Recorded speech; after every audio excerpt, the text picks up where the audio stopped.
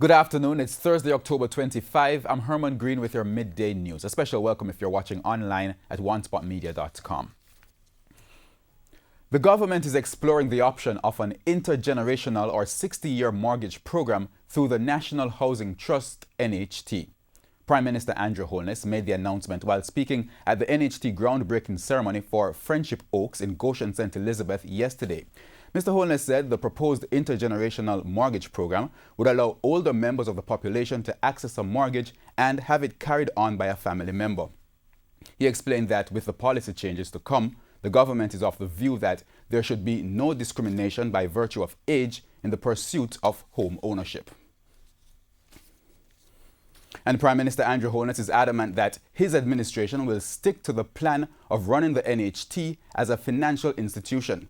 He says that if it's not done, the trust will not be able to carry out its full responsibilities. Mr. Holness was speaking at yesterday's groundbreaking ceremony. We have more in this report. No retreat. The stance by Prime Minister Andrew Holness in having the National Housing Trust operate as a financial institution. He says this is the only way into the future for the Housing Trust if it is to follow through on its established mandate. The role of the NHT has been a contentious one in recent years, as both the People's National Party and the Jamaica Labour Party administrations have drawn down funds from the trust to assist economic programs. Mr. Holness noted that the NHT is such a critical organization that there has to be consensus on the future of the organization. He noted that over $11 billion is taken from the NHT every year to support the economic program. Mr. Holness noted that every year that the government takes money from the NHT, it closes off the opportunity to expand the actual mandate of the trust, which is to build more houses. Hence, the political demands that we place on agencies without the scrutiny of governance sometimes can run these agencies into the ground. That's why Mr. Holness says he'll not be looking behind with his decision. If we don't scrutinize carefully the demands that are made, then you end up sometimes breaching your own policy guidelines and directions. And so governance is there to make sure you can make all the requests, but there has to be governance, a board that is looking on to say, this is the mandate of the NHT, this is what has been asked, is what has been asked a match with the mandate? In the meantime, the Prime Minister says a report which was commissioned last year to look into the future of the NHT has been completed and will be made public shortly. It's also expected that Parliament will have a debate on the report by year-end. O'Shane Masters, TVJ News. Another deadly gun attack in Westmoreland has left 2 persons dead and the police searching for answers. Dead are 40-year-old Kaysonel McPherson and 29-year-old Nikisha Saunderson. Both are from the Marl Road community in the parish. Reports from the Betheltown police are that about 8:30 yesterday evening, residents reported hearing explosions and called the station. When the police arrived on the scene, both McPherson and Saunderson were seen lying on the ground with what appeared to be gunshot wounds. They were taken to hospital where they were pronounced dead. Head of the Westmoreland Police Division, Superintendent Gary McKenzie, says while the Marlwood community has been on their radar for some time, no motive has been established for the attack. It is the subject and continues to be the subject of activities. There are at least 2 gang factions in the general area, and whilst we are not certain as to whether or not it is it is gang related, the fact is that this is an area that we have been paying some attention, and it's quite unfortunate for the members of the families of these persons that has happened. But we want to reassure the residents. We continue to try and see how best we can solve the problems that exist there. The government is still awaiting the document outlining the agreement reached with O'Brien's Car Sales and Rental in relation to the contract to supply 200 used vehicles to the Jamaica Constabulary Force. The agreement was reached during a mediation exercise, which began after O'Brien's failed to fulfill the contract to supply the vehicles despite being paid more than $230 million. National Security Minister Dr. Horace Chang told the House of Representatives that the government will not lose money under the agreement reached. Mediation did go through. We engaged not the AG's office, not because of any particular. We engaged Queen's Counsel Walter Scott, who conducted the mediation on behalf of the ministry, and they came to an agreement. And as soon as I've gotten a signed document, I will be bringing it to the House. It did take place on the second date indicated. I guess it's quite contentious. The agreement will ensure that the government recovers its full cost of $213 million. There will be no further extension of the contract, and the object was to conclude the agreement and protect the government's interests.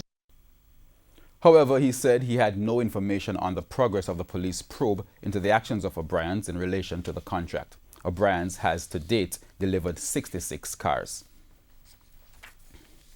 Representatives of the Ebony Vale Citizens Association in St. Catherine are appealing to the National Water Commission, NWC, to rectify a sewage problem in their community. They fear that the problem may lead to serious health problems if it's not dealt with urgently. TVJ's Prince Moore has their story. Stagnant water at the entrance to Ebony Vale in St. Catherine. This is 3 weeks, and the stench is unbearable right now. Very unbearable. The odor greeted our news team when we visited on Wednesday. Vice President of the Ebony Vale Citizens Association, Alden Fairman, says this has been the situation for several weeks, which has been creating a challenge for community members. They are pointing fingers at the National Water Commission, the NWC, as they say the filthy water runs from a nearby sewage plant and settles here. Mr. Fairman says they contacted the NWC about the issue. They came on Saturday, and when they came, they said they knew what has caused the problem, so we figured it was rectified. We got up Monday morning to see this happening again. We have called them again, and up until now, nobody has reached out to our concern. I understand that they said it was a blockage somewhere, and they knew what it was, and they rectified it.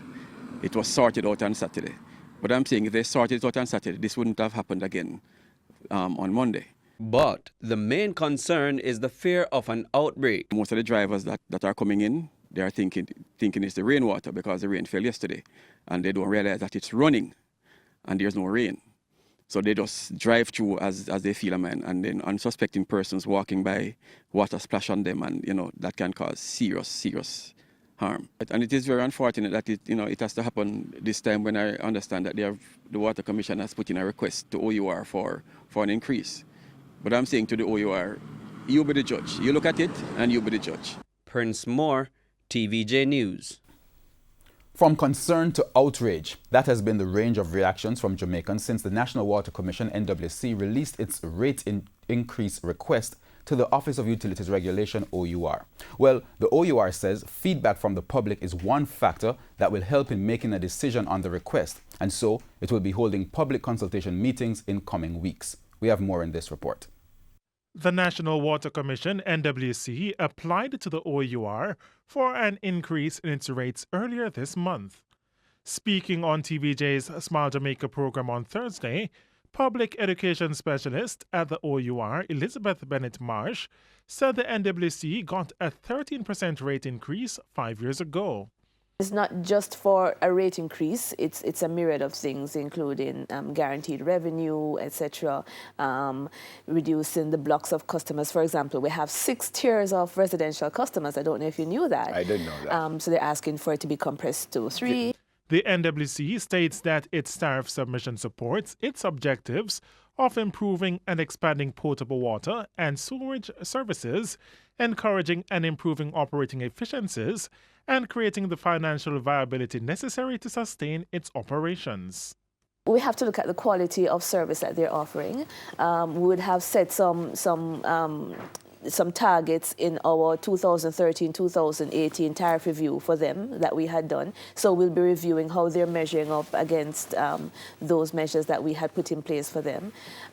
We'll also be looking at their balance sheet and what they're asking for, because they say it's to improve their operations. We know they have to do some capital expenditure work, etc. So we have to put everything in the mix. Mrs. Bennett Marsh says a part of the analysis is public feedback, which is why her organization will be hosting public consultation meetings. Want to get to the heart of what are the major issues that persons are facing. I mean, certainly we have heard some people already talking about the level of increase that they're asking for, which is understandable. We expected that, but we really want them to contribute to the process by giving us meaningful feedback. And that's why we have given you a 2-page document. We say to persons, go on our website, our.org.jm, and look at that 2-page summary so that you know what they're asking for, so you're in a better position to comment on it. The first meeting will be held at Meadowbrook High School Auditorium on Tuesday, October 30. O'Shane Masters, TVJ News. The St. Catherine Municipal Corporation staged its leg of the Local Government 2018 run on Tuesday evening. The symbolic run is part of the build-up to the celebration of Local Government and Community Development Month in November. The St. Catherine leg started from the Portmore Municipal Council premises and ended in Freetown, where the baton was handed over to the Clarendon Municipal Corporation. Councillor for the Mount Industry Division, Roger Curlew, noted that the aim of the celebration is to highlight the importance of local government to national development. Local Government Month is extremely significant. It is where we will remind persons in Jamaica of where local government is coming from, and all of what local government has been doing over the years as it relates to the rural areas, rural development, other activities in the lives of people at the local level, and where what happens at the local level also propel over at other aspects of people's lives. The Local Government Ministry observes the Cross Island Run each year as part of the month-long celebration. The runners journey across Jamaica delivering messages from the country's leaders to mayors in the parish capitals. It was a very successful leg. It created an impact through the town. A lot of persons wanted to participate, and the athletes and the participants from all various communities across Spanish Town and extended to the wider St. Catherine participated and are very happy to be part of this really historic activity. The Maypen Hospital in Clarendon will soon have beds available to facilitate 10 more patients. This as some of its patients are to be transferred to the Clarendon Infirmary. Mayor of Maypen, Winston Mirage, made the revelation at the recent Clarendon Municipal Corporation's Town Hall meeting. The hospital has been running short on bed spaces for over 7 years. We will be partnering very soon with the Ministry of Health. I had a discussion with the Minister of Health recently, and there's a ward number 5 that we have at the infirmary that we are not using. We just use it to store old beds and stuff like that. We are going to rehabilitate that ward, and we are going to move out some of these social patients that we have in the hospitals. We have 8 people living in Maypen Hospital right now, and when you go there sick, you can't get no bed space. So we are going to fix up that Ward 5 shortly, and we are going to move those 10 people from the hospitals into our infirmary. There has been yet another call to the Jamaica Public Service Company, JPSCO, to fix the non-functioning streetlights in Magotty and the surrounding areas in St. Elizabeth. According to reports, the streetlights have been out of use for the last 2 years. Councillor for the Ipswich Division, Mugabe Kilimanjaro, says several reports have been made to JPS about the issue, but to no avail.